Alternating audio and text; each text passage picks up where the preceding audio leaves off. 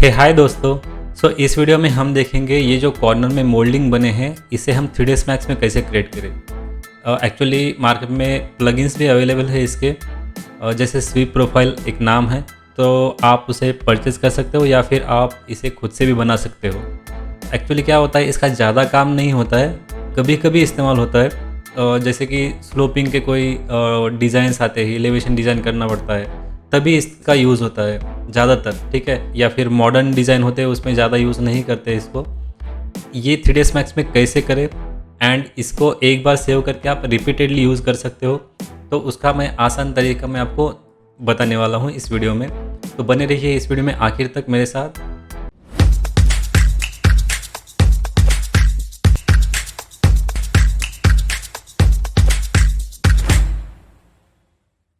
सबसे पहले हमें चाहिए एक शेप जो कि इस प्रोफाइल का शेप होता है, तो उसे सीधे हम जाएंगे गूगल में और यहाँ पे आप सर्च कर सकते हो क्राउन प्रोफाइल मोल्डिंग या क्राउन मोल्डिंग प्रोफाइल, ठीक है। और यहाँ पे जैसे आप इमेजेस में आओगे तो आपको नंबर ऑफ़ शेप्स दिखेंगे यहाँ पे। मैंने इसी में से कुछ ये वाला एंड कुछ एक दो डाउनलोड, ये वाला शायद मैंने डाउनलोड किया है, ठीक है। तो इसका हमें शेप चाहिए, ये हमें ट्रेस करना होगा मैक्स में। वो कैसे करें मैं आपको बताऊंगा। तो मैं मैक्स ओपन करता हूँ, यहाँ पे एक बेसिक सा शेप क्रिएट कर लेता हूँ मैं। अभी मान लीजिए ये स्टेयरकेस का ऊपर वाला कैबिन है, ठीक है। तो हेडरूम हम बना लेंगे। सिंपली मैं यहाँ पे एक रेक्टेंगल ले लेता हूँ, इसे ड्रॉ कर लिया मैंने। यहाँ पे मान लीजिए ये 10 बाय 15 जो भी है, मैंने एक फॉर एग्ज़ाम्पल लिया है यहाँ पे। इसे मैं स्वीप मॉडिफायर दे देता हूँ और एक्सट्रूड कर लेंगे इसको 8 फीट या फिर जो भी, ठीक है। यहाँ पे जो ब्लैक पैच नज़र आ रहा है, इसको निकाल देने के लिए आपको सिंपली यहाँ पे स्मूथ पाथ इस पर क्लिक करना है, तो वो निकल जाएगा, ठीक है। एंड यहाँ पे इसे मैं कॉर्नर पे क्लिक करता हूँ तो ये 0 से ऊपर 8 फीट आ जाएगा, ठीक है। तो 6 इंच वॉल है और 8 फीट ऊपर आ गया, ठीक है। तो इसको साइड में निकालने के लिए फिर से मैं एक रेक्टेंगल ले लेता हूँ और फिर से इसे स्वीप दे देता हूँ एंड इसका अलाइनमेंट करेक्ट करके इसे हम यहाँ पे 9 इंच का और ये ऐसे 1.5 फीट सपोज मान लीजिए कि मैंने बाहर निकाला हुआ है, ठीक है। तो बेसिक सा ये स्ट्रक्चर क्रिएट हो गया हमारा। तो इस पर हमें मोल्डिंग करना है, ठीक है। तो ये हो गया हमारा स्ट्रक्चर। तो मैं इसे थोड़ी देर के लिए इसे साइड में ले लेता हूँ। तो एक यहाँ पे मैं प्लेन लेता हूँ, ठीक है। यहाँ पे मैं ब्राउज़र ओपन किया, मटेरियल ब्राउज़र, और यहाँ से मैं डिफ्यूज़ को इसे हम देंगे बिटमैप। और यहाँ पे देखिए मैंने 2 डाउनलोड करके रखा है, ठीक है। मैं इसे किसी एक को ओपन करता हूँ और यहाँ पे इसे असाइन कर दिया, लेकिन इसका जो शेप है स्क्वीज़ हो गया, देखिए। तो हमें उसे मैपिंग करना होगा। तो UVW मैप मैंने असाइन किया यहाँ पे, और यहाँ से हम बिटमैप फिट पे क्लिक करेंगे और यहाँ पे फिर से एक बार ओपन कर लेंगे ये इमेज। तो यहाँ पे देखिए ये शेप उसका करेक्ट आ गया है, ठीक है। तो मैं सिंपली यहाँ से जो बड़ा वाला है यहाँ पे मैं सेंटर में रख लिया, देखिए, और इसे क्लोज़ कर लीजिए। तो यहाँ पे दिखने के लिए आपको F3 प्रेस करना है, ठीक है। और बीच बीच में ये ऐसे सिलेक्शन ना हो, इसलिए हमें इसे ऑब्जेक्ट प्रॉपर्टीज़ में जाके फ्रीज़ कर देना है, ठीक है। और यहाँ से ये शो फ्रोज़न इन ग्रे वाला ऑप्शन हटा देना है। तो ये अब फ्रीज़ हो गया है ऑब्जेक्ट, तो ये हिलेगा नहीं जगह से। तो हम ये जो शेप है इसे ट्रेस कर लेंगे पहले। तो अभी जो इस प्लेन का फेस है उसको मैंने ये व्यू पोर्ट मैंने रख लिया। आपका फ्रंट हो सकता है, लेफ़्ट हो सकता है, ठीक है। आपको ये ऐसे रख लेना है और उसके बाद हमें जाना है शेप्स में, लाइन, और ये जो लाइन दिख रहा है हमें इसे सिंपली ट्रेस कर लेना है इसे। मैं रैंडम कुछ क्लिक्स कर रहा हूँ, बाद में हम उसे रिफाइन कर लेंगे। जब आपको लाइंस स्ट्रेट करनी होती है तो आपको शिफ्ट प्रेस करना है।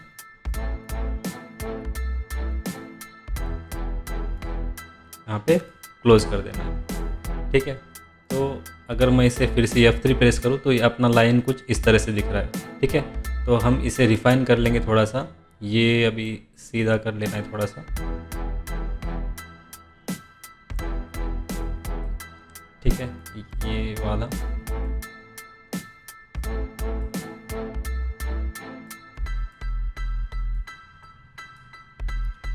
ठीक है, यहाँ पे एंड ठीक है, चलेगा ये। अब यहाँ पे हमें ये कर्व क्रिएट करना है, तो सिंपली ये दो वर्टेक्स सिलेक्ट करके हमें इसे बीजियर क्लिक करना है। अब प्रोनाउंसिएशन जो करते हो आपकी मर्ज़ी, ठीक है। तो मैं इसे थोड़ा सा रोटेट कर लेता हूँ हल्का सा, और इसे भी। तो देखिए कितना स्मूथ एंड परफेक्ट बन गया है ये। तो इसे मैं साइड में ले लेता हूँ फ़िलहाल के लिए, ठीक है। और एक शेप क्रिएट कर लेंगे सेम उसी तरह। तो मैं इसी को यूज़ करूँगा फ़िलहाल। इसी को मैं अनफ्रीज़ ऑल कर दूँगा तो ये अनफ्रीज़ हो जाएगा। मैं सिंपली ये जो इसका इमेज है इसको रिप्लेस कर दूँगा यहाँ पे जो बिटमैप है। तो यहाँ से ये वाला जो सेकंड मैंने डाउनलोड किया था आप चेक कर सकते हो यहाँ पे, ये वाला। तो इसी को मैं ओपन कर लेता हूँ। आप थोड़ा सा एक्सपेरिमेंट कर सकते हो, आप जितने चाहे उतने खुद के प्रोफाइल्स क्रिएट करके रख सकते हो। तो इसका भी साइज़ थोड़ा सा इरेगुलर लग रहा है क्योंकि स्क्वीज़ हो सकता है। तो मैं फिर से क्या करूँगा, फिर से UW मैप ले लूँगा और बिटमैप फिट करके इसको मैं फिर से ओपन कर लूँगा उस इमेज को। तो इसका शेप है वो निकल के आ गया यहाँ पे। फिर से मैं इसे फ्रीज़ कर लेता हूँ क्योंकि पिछली बार हमने इसका फ्रीज के ऑब्जेक्ट की प्रॉपर्टीज चेंज किया था हमने, तो ये अभी ग्रीन नहीं दिख रहा है, ठीक है। तो फिर से मैं लाइन ले लूँगा और फिर से इसे ट्रेस करना चालू कर दूँगा।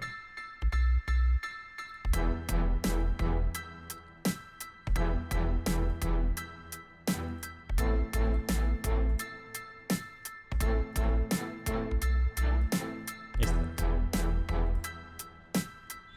अगर गलती से अगर कहीं दूसरी जगह क्लिक कर लिया आपको वो इसे निकाल देना है तो आप सिंपली बैक स्पेस दबाइए तो वो वर्टेक्स निकल जाएगा और ये सिलेक्शन में रहेगा लाइन, ठीक है।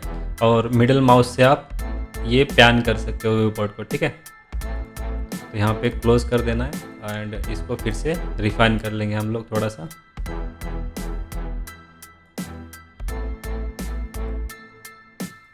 इसे बीजियर कर लेंगे फिर से एंड इसे रोटेट कर लेंगे चाहिए तो, ठीक है। अब थोड़ा सा टाइम ले लीजिए एक ही प्रोफाइल को बनाने में, क्योंकि एक बार बनाना है आपको, ये आपको ऑलमोस्ट लाइफ टाइम के लिए काम कर जाएगा। आपको हर बार जाके उसे बनाने की ज़रूरत नहीं है। तो आप जब भी आपका फ्री टाइम रहेगा तो आप ऐसे काम कर लीजिए। आप ज़्यादातर लोग पूछते हैं कि आप ये सब कैसे करते हो, तो ये डिटेलिंग जो होता है जो फोकस करता हूँ मैं, तो ऐसी चीज़ें मैं जब मुझे वक्त मिलता है तब मैं ये सब रेडी करके रख लेता हूँ। तो बाद में मुझे कोई दिक्कत नहीं होती, यानी जो काम का स्पीड होता है मेरा उसी स्पीड से मैं काम पे फोकस करता हूँ। क्योंकि क्लाइंट के जो डेडलाइंस होते हैं आपको पता होगा, जो प्रोफेशनली काम कर रहे हैं, तो उसको ओवरकम करने के लिए आपको थोड़ी सी जब फ्री टाइम मिलता है तब ये काम करना है आपको, ठीक है।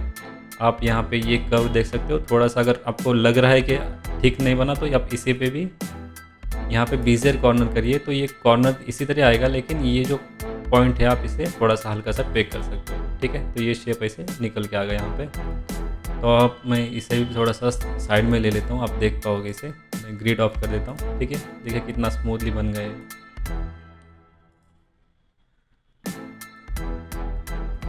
ओके, तो इसका भी काम हो गया। अभी इसे अनफ्रीज करके इसे हम डिलीट कर लेंगे, इसका काम हो गया, ठीक है। ये दो शेप रेडी हो गए हमारे, ठीक है। आप इसे चाहिए तो नाम दे सकते हैं, ठीक है। इसे आप सेव करके रख लीजिए, बाद में आपको रिपीटेडली आप इसे यूज़ कर सकते हो, ठीक है। तो मैंने अभी दो बना लिया यहाँ पे। अभी सिंपली यहाँ पे जो अपना ऑब्जेक्ट है,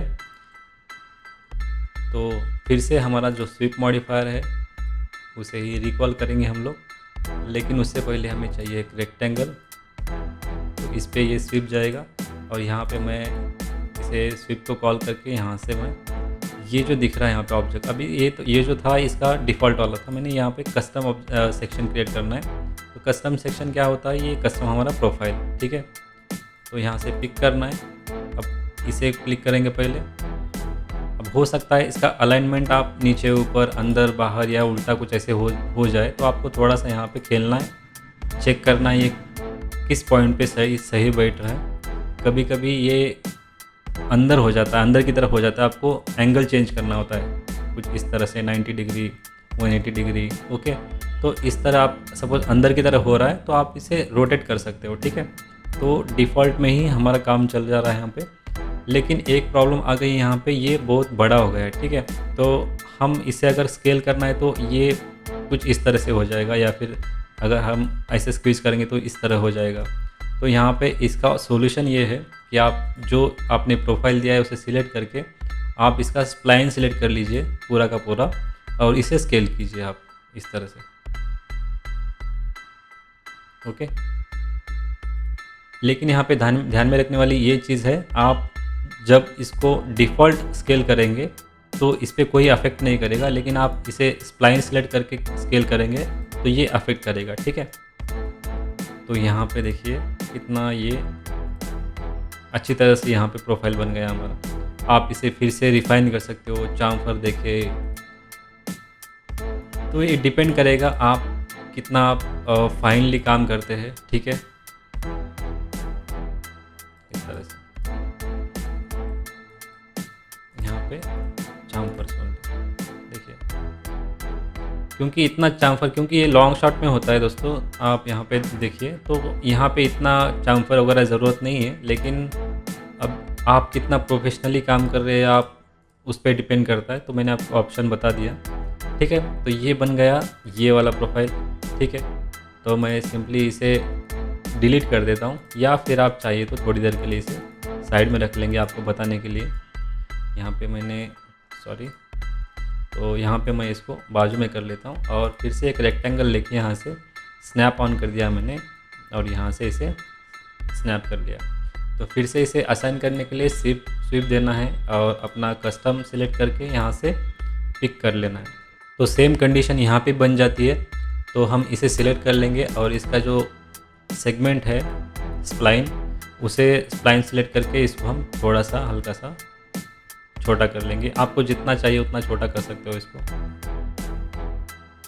इस तरह से। इसे फिर से बंद कर दीजिए, और देखिए ये इसको स्केल बड़ा क्यों कर रहा हूँ, क्योंकि ये दिखता नहीं है, क्योंकि बहुत सारे ऑब्जेक्ट्स हमारे सीन में होते हैं ना, तो कई ये किसी के ऑब्जेक्ट में अंदर चला जाता है या छिप जाता है, तो उसको मैं थोड़ा सा स्केल करके साइड में रख लेता हूँ। तो क्या होता है, मुझे आसानी से अगर कितने भी ऑब्जेक्ट्स हो यहाँ पे ये साइड में रहते हैं, तो मैं सिंपली इसे क्लिक कर सकता हूँ, और मन चाहा उसको मैं शेप साइज़ बड़ा छोटा कर सकता हूँ, ठीक है। तो ये बन के आ गया है, देखो कितना स्मूथ एंड क्लीन ये बन के आ गया है। तो ये एक्चुअली देखिए मैंने यहाँ पे सर्च किया है इंटीरियर मॉडलिंग करके, तो यहाँ पे आप देख सकते हो ये जो नीचे वाला पोर्शन दिख रहा है यहाँ पे भी यूज़ होता है, जैसे डोर्स का ऊपर का पोर्शन, विंडोज़ का पोर्शन।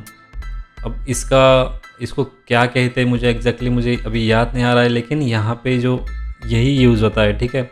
आप सिंपली उसका डिज़ाइन अलग होता है, देखिए इसका डिज़ाइन अलग हो सकता है, लेकिन ये यही यूज़ होता है। तो मैं यही कह रहा हूँ आपको, जितने भी आपके डिज़ाइंस है आप एक ही बार थोड़ा सा एक आधा घंटा आप अगर बैठ के अगर आप प्रोफाइल डिज़ाइन करके रख लेंगे ना किसी मैक्स के फाइल में, तो आपको ये रिपीटेडली काम में आएंगे, ठीक है। तो आशा करता हूँ दोस्तों ये आपको पसंद आया होगा। तो दोस्तों कोई अगर इस चैनल पे अभी नया आया है, ये सर्च करते करते, तो मैं उनको बता दूं कि मेरा एक प्रोफेशनली एक कोर्स भी आ चुका है, जिसमें मैंने एक प्रोजेक्ट स्टार्टिंग से लेकर एंड तक मैंने उसे बताया है। अगर मेरे बारे में मैं बताऊं आपको, तो जो मेरे पुराने दोस्त बन चुके हैं यूट्यूब पे, इंस्टाग्राम पे, उन सब लोगों को पता है कि अपना काम कैसे होता है।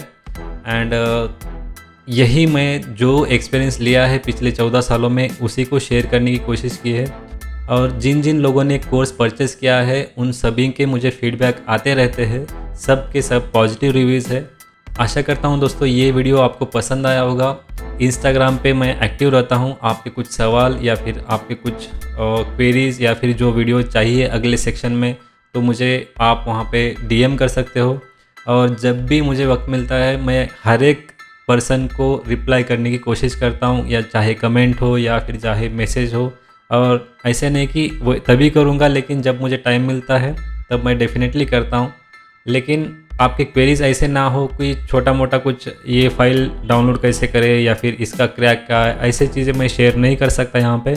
तो मैं आपको एक रिक्वेस्ट करता हूँ कि वैसे जो सवाल है आप मुझे मत पूछिए, क्योंकि वो मैं कभी भी शेयर नहीं करने वाला हूँ। वो आपको दिमाग लगा के आपको नेट पे ढूंढना पड़ेगा। आपको चाहे तो अगर छोटा मोटा आपको काम में आ रहा है तो आप डेफिनेटली परचेज़ करके रख लीजिए, क्योंकि हम जब कमर्शियली काम करते हैं तो कुछ चीज़ें हमें परचेस ही करनी बेटर होती है, ठीक है। तो चलिए दोस्तों, वो सब वीडियो भी लंबा हो जाएगा यहाँ पे, ठीक है। तो आशा करता हूँ ये वीडियो आपको पसंद आया होगा। अब आपको पता है क्या करना है, लाइक करना है, कमेंट करना है या कुछ पूछना है, जो भी अच्छी अच्छी चीज़ें हैं आप यहाँ पे कर सकते हो, ठीक है। तो मिलते हैं दोस्तों अगले वीडियो में कुछ ऐसे ही अमेजिंग कंटेंट के साथ।